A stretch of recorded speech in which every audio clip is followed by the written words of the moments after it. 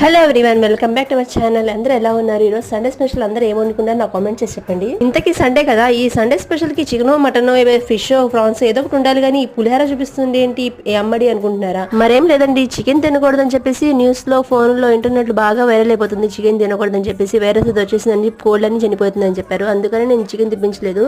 ఈ సండేకి చికెన్ కాకపోతే మటన్ తెప్పించుకోవచ్చు కదా అనుకుంటున్నారు. మటన్ తినే ఇంట్రెస్ట్ లేదు. మా కోసం ఫిష్ తెచ్చారు మా ఆయన.